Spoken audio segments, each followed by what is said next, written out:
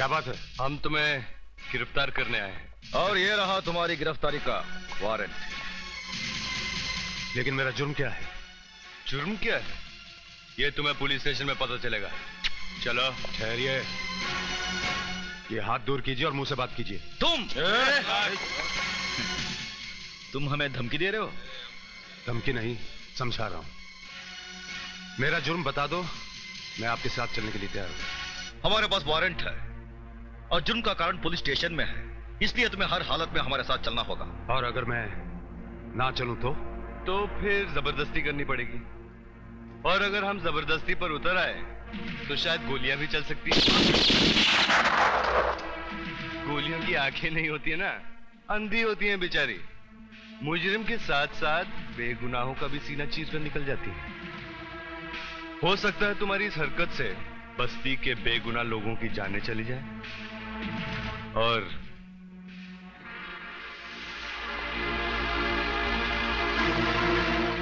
उनकी मौत के जिम्मेदार तुम होगे। इंस्पेक्टर, तुम्हें नहीं यहाँ से नहीं ले जा सकते। जबरदस्ती ले जाने की कोशिश करोगे तो ढेर सारी लाशों की दीवार खड़ी हो जाएगी। हाँ, ढेर सारी लाश खड़ी हो जाएगी। जाओ यहाँ से तुम लोग। ठहरो, कोई आगे नहीं बढ़ेगा। मैंने कोई जुर्म नहीं किया है, इसलिए दुनिया का कोई भी कानून मुझे गिरफ्तार नहीं कर सकता। मैं बहुत जल्द वापस लौट आऊंगा। ठीक है, चलिए।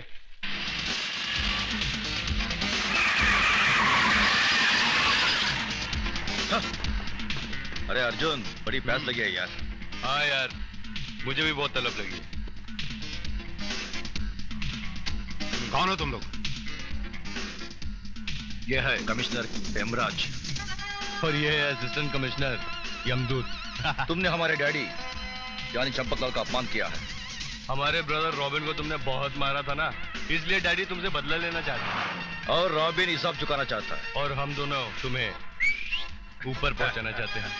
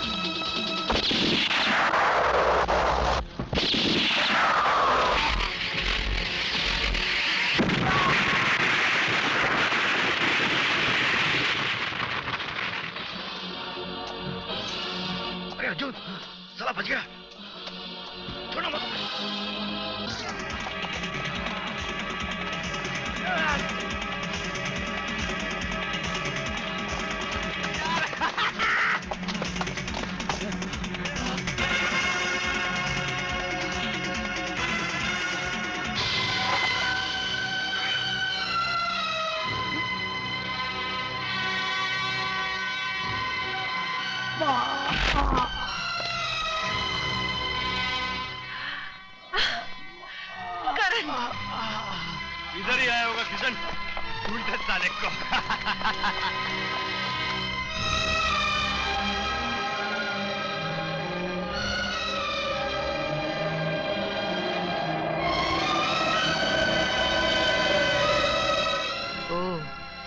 तो शिकार का पीछा करते करते तुम यहाँ भी आ पहुंचे। हमें हुक्म है, हम उसे साथ लेकर ही जाएंगे। वो इस आश्रम में पनाह लेगा, ये हमने कभी सोचा भी नहीं था माँ। मगर इस घर ने तुम्हें भी एक दिन पनाह दी थी, ये तुम कैसे भूल गए? ये हम कब भूले माँ? अगर हम भूले होते तो तुम्हें मनी ऑर्डर क्यों भेजते? हम तो ये चाहते हैं कि तुम्हें इतनी दौलत दें कि तुम इस यतीम खाने के बजाय एक आलीशान यतीम खाना खोल दो। क्यों बेड़ो? हैं? अगर मुझे तुम्हारे बारे में पहले पता होता तो मैं तुम्हारे रुपयों को हाथ भी नहीं लगाती। खून, कत्ल, डाका जनी के रुपयों से जो मंदिर बनते हैं उनमें भगवान की नहीं शैतान की पूजा होती है। मगर मां, सच्चाई यह है कि जिस दुनिया में आजकल हम जी रहे हैं वही सच्ची दुनिया है। तुम्हारी दुनिया ने हमें दिया ये क्या है? भूख, पकाकशी, जिल्लत। तुम्हारे ख्यालात पुराने हो चुके हैं मां। ये जमीन, ये समुद्र, ये आकाश, तुम इनके बगैर अगर जीना जानते हो तो भगवान की बनाई हुई इस दुनिया को मिटाकर शैतान की दुनिया आबाद कर लेना। तुम नहीं समझोगी माँ, इसलिए उस दिन फंक्शन के बाद हम तुम्हें मिलने नहीं आए। नहीं, तुम इसलिए नहीं आए क्योंकि तुम बेनकाब हो चुके थे। तुम इसलिए नहीं आए क्योंकि तुम्हारी असली सूरत मेरे सामने आ चुकी थी।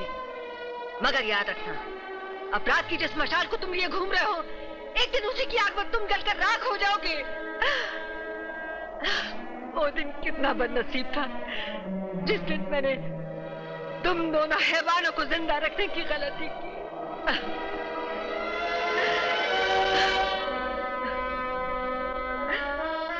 काश उस दिन मैंने तुम्हें भूख से बिलखने के लिए वहीं छोड़ दिया होता माँ, और तुम्हें वही कचरे के डिब्बे में सड़ने के लिए छोड़ दिया होता। माँ, हमारे रास्ते से हट जा माँ। हमें अपना काम करने दो मां, वो कहीं भाग ना जाए। चलो अर्जुन। रुक जाओ, तुम्हें मेरे खून की कसम। हमें खून की कसम देकर रोकने की कोशिश मत कर माँ। हमने बहुत खून बहते हुए देखा है।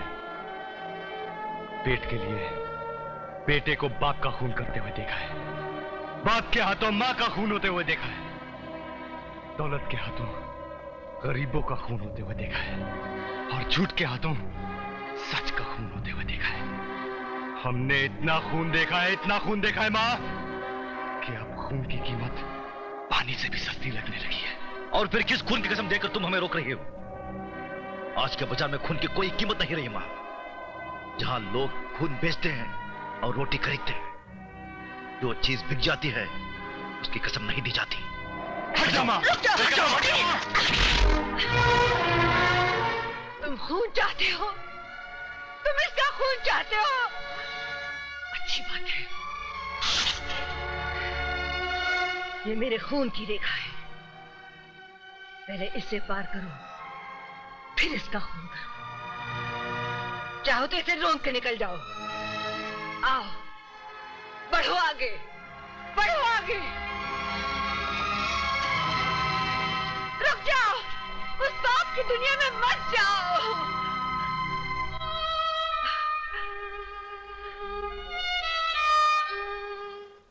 अरे गोली मारो ऐसी मां को। वो औरत हमारे रास्ते में आएगी ना तो गोली मार डालेगा। अकेला खामोश, जबान को लगाम दे। नहीं तो हम तेरी जान ले लेंगे। वो हमारी माँ है माँ। अगर तूने माँ के खिलाफ कुछ बोला ना तो तेरे गले की नली काटकर गटर की नली में फेंक देंगे, समझा? अरे नहीं बेटा, नहीं, ये तो बेवकूफ आदमी है। मार खाने के बाद इसकी अकल इसकी नाक के रास्ते बह गई है। तुम्हारी माँ को कुछ बोल सकता है? कुछ नहीं बोलेगा, इसकी मैं जिम्मेदारी लेता हूँ। कुछ नहीं बोलेगा तुम्हारी माँ के बारे में। समझा देना इसे। समझा देता हूँ। चलो तुम आराम करो, जो आराम करो। डैड, ये लोग हमारा खाते हैं, हमारा पीते हैं, ऊपर से एक औरत के नाम को धमकी देते हैं। अबे धमकी देते हैं। तू साला किसी दिन बीच चौराहे में मेरे को जूते खिला देगा। डैड, इस बर्फ में बदबू है। सिक्स, ये बर्फ नहीं है, गोबर है, जख्म के लिए अच्छा होता है। खून बहुत बह चुका है, मैं वादा नहीं कर सकता कि मैं इसे बचा भी सकूंगा या... मैं जानती हूँ डॉक्टर साहब कि इलाज और दवाओं की एक सीमा होती है। जब दवाओं का असर खत्म हो जाता है तो दुआओं की सीमा शुरू होती है। आप अपना इलाज जारी रखिए, मैं अपनी प्रार्थना जारी रखती हूँ।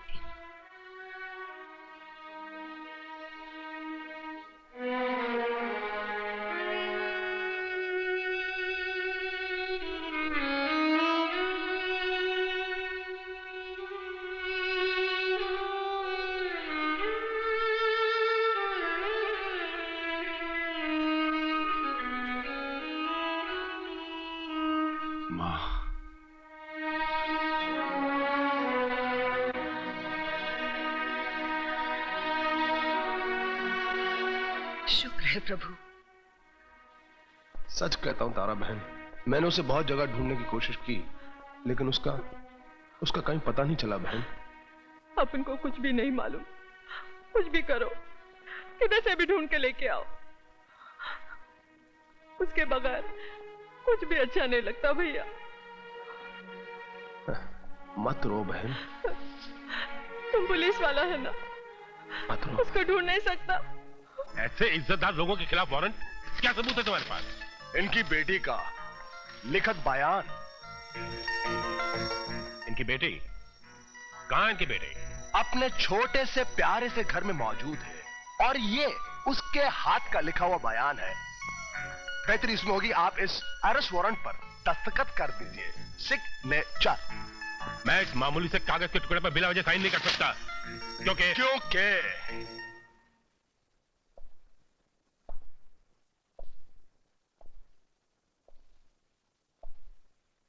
क्योंकि आप उन लोगों के साथ मिले हुए हैं। Shut up! तो कौड़ी का इंस्पेक्टर मुझ पे इल्जाम लगाता है, मैं तुम्हें इसी वक्त डिसमिस करता हूं। तुम इस वर्दी के लायक नहीं हो। मेरी वर्दी को हाथ मत लगाना, इसकी बेइज्जती करने का तुम्हें कोई हक नहीं। मैं ये वर्दी खुद तुम्हारे हवाले करता हूं और उस वक्त वापस ले जाऊंगा जिस वक्त ये साबित कर दूंगा कि इसके हकदार तुम जैसे कानून के साथ गद्दारी करने वाले नहीं है, बल्कि मेरे जैसे कानून के रक्षक हैं।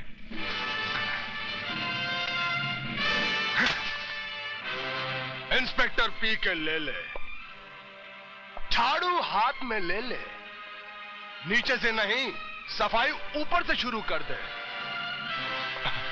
पंडित जी, मुझे आपका आशीर्वाद चाहिए।